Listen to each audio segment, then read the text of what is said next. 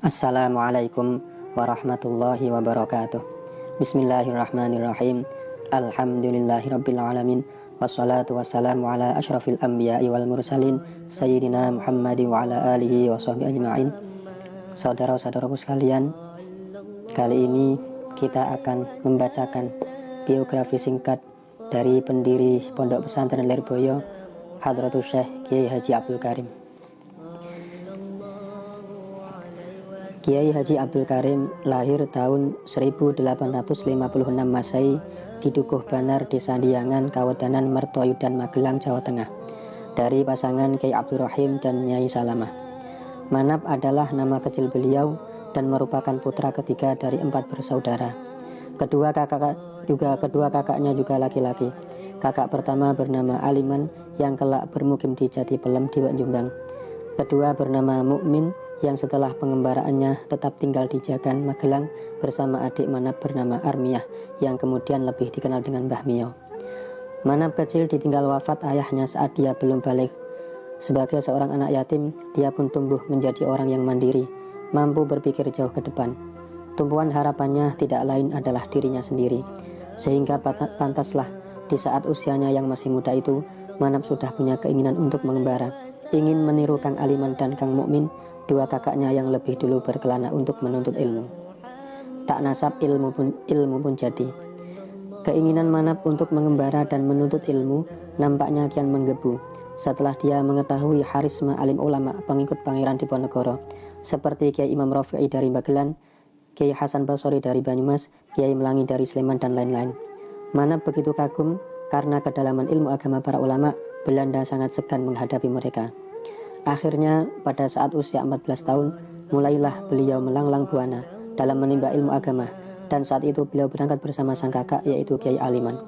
Saat itu tarikh menunjukkan tahun 1870 Masehi. Tentunya sarana transportasi masih sangat langka, tapi hal ini bukannya memupuskan semangat Manap, justru merupakan tantangan awal yang mesti ia hadapi. Dengan berjalan kaki dari Magelang yang tentunya sangat berat dan melelahkan, sampailah beliau di Desa Babadan, Gurah, Kediri. Di dusun inilah Manap mulai nyantri di sebuah surau yang diasuh oleh seorang kiai. Karena bekal yang dibawa dari rumah sudah habis di perjalanan, akhirnya Manap beserta kakaknya mesti membagi waktu untuk ikut mengetam padi menjadi buruh warga desa saat panen tiba. Setelah dirasa cukup mondok di Babadan ini, kemudian beliau meneruskan pengembaraan ke daerah Cepoko, 20 km arah selatan Nganjuk. Di sini kurang lebih selama 6 tahun. Kemudian pindah lagi ke pesantren Trayang Bang Sri Kertosono, Nganjuk, Jawa Timur. Disinilah beliau mendalami pengkajian ilmu Al-Quran. Lalu beliau melanjutkan pengembaraan ke pesantren Sono sebelah timur Sidoarjo, sebuah pesantren yang terkenal dengan ilmu sorofnya. 7 tahun lamanya beliau menuntut ilmu di pesantren ini. Di sini Manap sudah tidak bekerja lagi. Seluruh kebutuhannya ditanggung oleh kakaknya. Mungkin sang kakak merasa sayang jika waktu Manap tersita untuk bekerja, karena Manap cukup rajin mengaji. Dalam waktu singkat, kitab-kitab dasar Nahwu Shorof telah dikuasainya dengan baik. Sebagai ungkapan terima kasih kepada sang kakak, Manap bertambah semangat dalam belajar. Waktunya hanya untuk belajar semata, ia gunakan sebaik-baiknya. Ia tidak ingin mengecewakan kakaknya. Bahkan sampai Manap menjadi salah seorang ulama terkenal kelak, beliau masih ingat akan jasa kakaknya.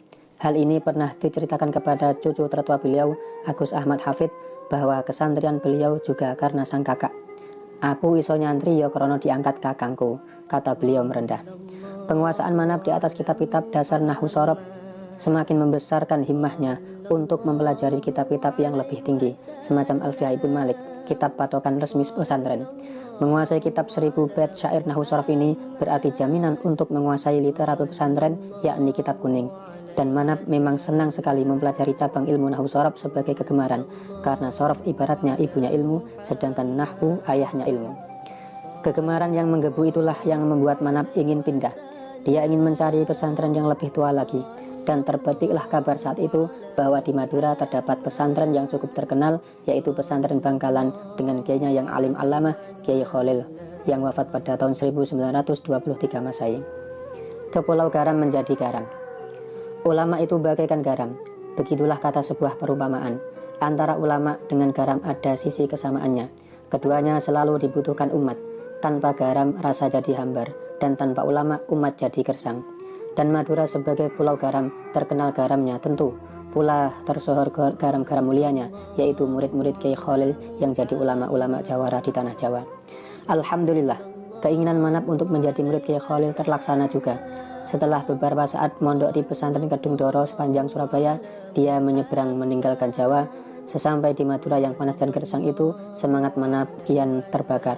Udara Madura yang menyengat itu kian menambah hausnya akan ilmu Kiai Khalil yang alim, hampir dalam semua cabang ilmu, baik fikih, tafsir, hadis maupun tasawuf. Tetapi menjadi santri Kiai Khalil yang terkenal sebagai wali itu ternyata tidaklah mudah.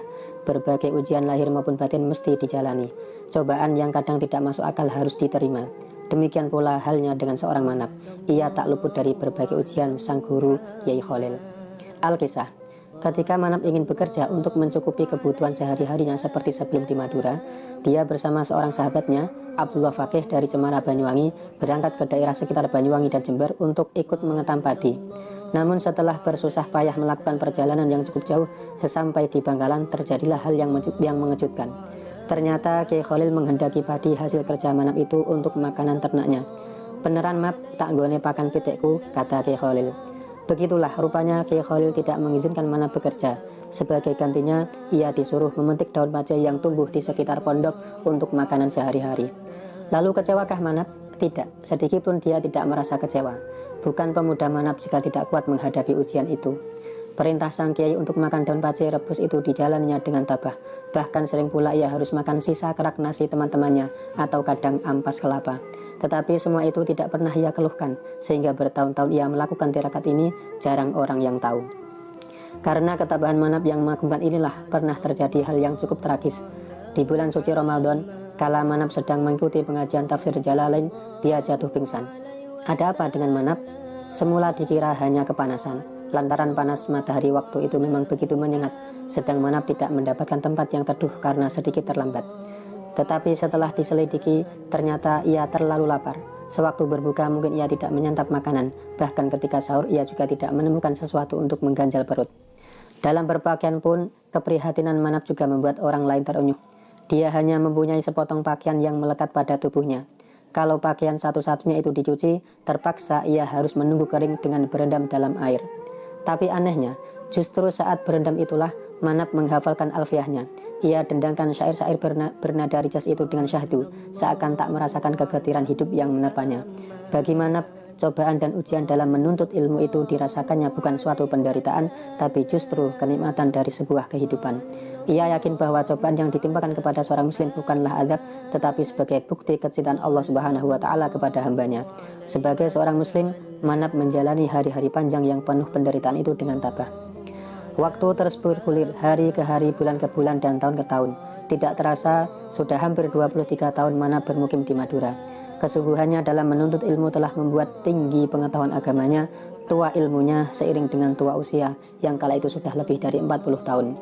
Pribadinya telah mencerminkan sosok seorang yang alim, figur seorang kiai, sehingga wajarlah jika saat itu teman-temannya menempatkan Manap sebagai seorang kiai, tempat untuk bertanya, minta pendapat, bahkan tempat berguru. Salah seorang kiai yang dahulu pernah berguru kepada Kiai Manap adalah Kiai Fakih dari Patik, Nganjuk. Tak ada kitab, ada siasat. Apabila seseorang makin luas ilmunya, tentu makin banyak membutuhkan bahan kajian yang lebih beragam pula, seperti Kiai Manap. Karena penguasaan ilmu agama yang kian matang, beliau juga semakin membutuhkan berbagai macam kitab untuk mutolaah.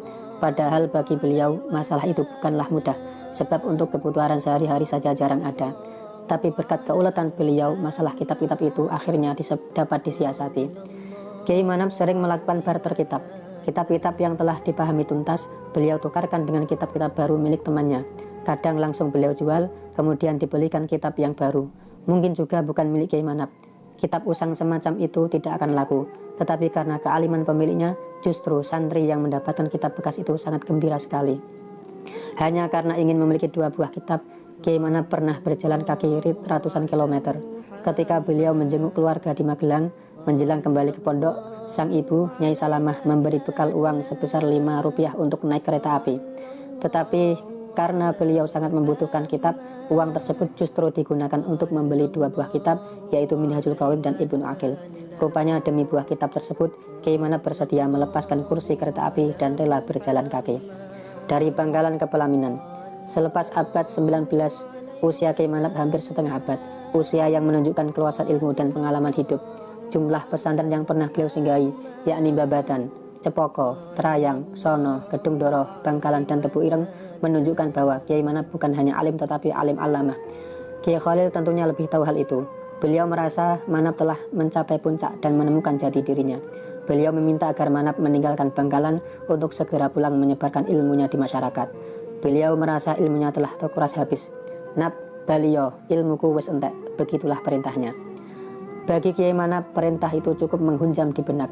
Bagaimana tidak, sebab beliau sebenarnya masih ingin tetap di Bangkalan. Beliau masih merasa dahaga ilmu agama. Namun, karena sadar yang menyuruh pulang adalah sang guru, yang lebih tahu mana yang lebih baik untuk dirinya, akhirnya Kiai Manap pulang juga, meninggalkan Bangkalan dengan rasa ikhlas. Dan ternyata kepatuhan dan keikhlasan itu berbuah juga. Sesampai di Jawa, Kiai Manap mendengar bahwa salah seorang sahabatnya kala mondok di Madura, yaitu Kiai Hasyim Asy'ari, telah 3 tahun membina sebuah pesantren di Tebu Ireng, Jombang. Kiai Manap yang belum lama pulang dari Bangkalan, rupanya tertarik untuk singgah di pesantren yang diasuh oleh rekan se-alma mater yang ahli dalam ilmu hadis tersebut. Setelah kurang lebih 5 tahun, Kiai Manap nyantri di Tebu Ireng, nampaknya belum juga beliau berhasrat melepas masa lajangnya. Padahal usia beliau sudah melebihi pantas untuk berkeluarga, mungkin saking asyiknya menuntut ilmu. Tetapi tidak begitu lama, tanpa diduga-duga, datanglah seorang kiai dari Pare Kediri kepada Kiai Hasyim dengan tujuan ingin mengambil menantu Kiai Manap. Namun Kiai Hasyim dengan halus menolak lamaran itu, sebab diam-diam beliau ingin menjodohkan Kiai Manap dengan salah seorang putri kerabatnya, yakni Kiai Soleh dari Banjarmelati Kediri. Mungkin karena khawatir didahului orang lain, Kiai Hasyim lantas segera mengutus Agus Ahmad, salah seorang santri yang juga ipar beliau dan masih keponakan Kiai Soleh, sowan ke Banjarmelati meminta keterangan apakah Kiai Soleh masih mempunyai anak gadis yang belum menikah. Dan ternyata jawaban dari Banjarmelati cukup memuaskan Kiai Hasyim. Tanpa membuang waktu, beliau langsung mengutus Gus Ahmad ke Banjarmelati lagi, mengantarkan surat lamaran kepada Kiai Soleh.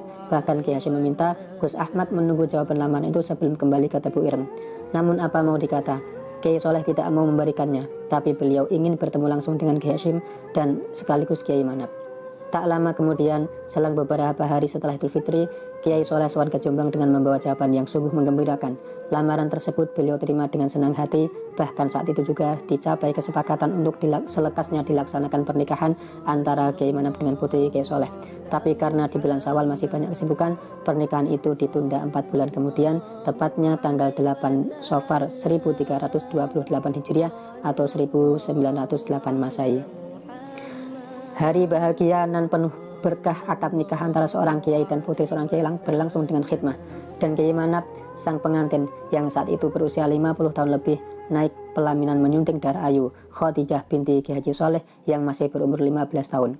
Sungguh pasangan yang jauh dari serasi, namun berkat restu orang tua dan guru, cinta suci bersemi pula, dan berbahagialah mereka. Tetapi kebahagiaan itu tidak menghadirkan kemeriahan layaknya sebuah pesta perkawinan, sebab pernikahan itu hanya dilangsungkan secara sederhana, iktifaan. Kiai Manap hanya diantar oleh rekan-rekannya yang berjumlah sekitar 12 orang, diantaranya Kiai Abbas dan kakaknya Kiai Anas dari Buntat Cirebon dan Gus Ahmad tentu. Bahkan begitu sederhana pernikahan itu, keluarga Kiai Manap di Magelang tidak mengetahui. Berkeluarga dan keluarga besar. Kini lembaran sejarah baru mulai dirintis Kiai Manap. Setelah memasuki jenjang perkawinan, beliau masih sempat meneruskan belajar di Tebu Ireng. Tetapi tidak begitu lama, hanya setengah tahun. Sebab tanggung jawab beliau sebagai suami menuntutnya bermukim di Banjarmelati, mendampingi sang istri merajut kasih sayang, membina mahligai rumah tangga.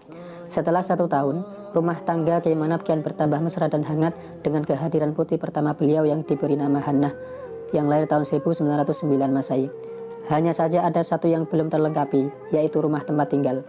Namun bagi Kiai Manap, masalah ini beliau serahkan setulusnya kepada Sang Kuasa, tawakal. Justru kepasrahan inilah yang akhirnya membuahkan sesuatu yang jauh lebih bermakna. Bukan hanya tempat tinggal yang beliau peroleh, tapi juga ladang dan subur untuk menaburkan benih-benih keilmuannya, yakni Lirboyo. Semua bermula dari Kiai Soleh yang sering lewat desa Lirboyo jika hendak pergi ke sawahnya di daerah Semen.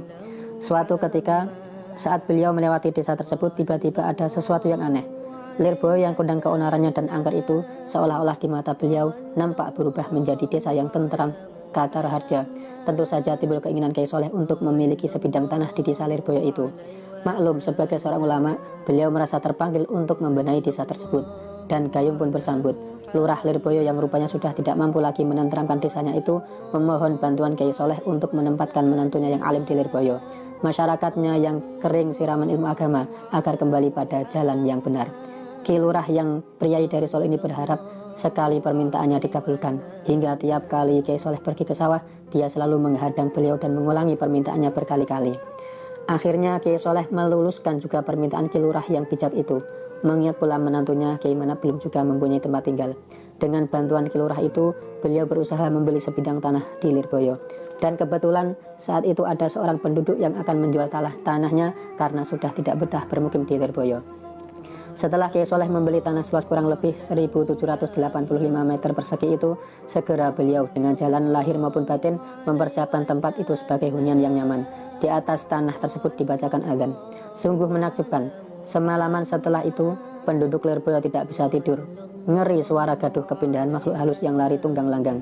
Kumandang azan, Kiai Soleh cukup mengusik bangsa lelembut itu. Setelah dirasa siap, Kiai Soleh lantas mendirikan rumah kecil yang amat sederhana, hanya berdinding bambu dan beratap daun kelapa. Karena terlalu sederhana, malah dikata cuma gubuk belaka. Tatkala rumah itu selesai dibangun, Kiai Soleh lalu memberitahukan kepada Kiai Manap bahwa beliau telah disediakan tempat di Lirboyo. Kiai, panjenengan sampun kula damelaken griya wonten Lirboyo.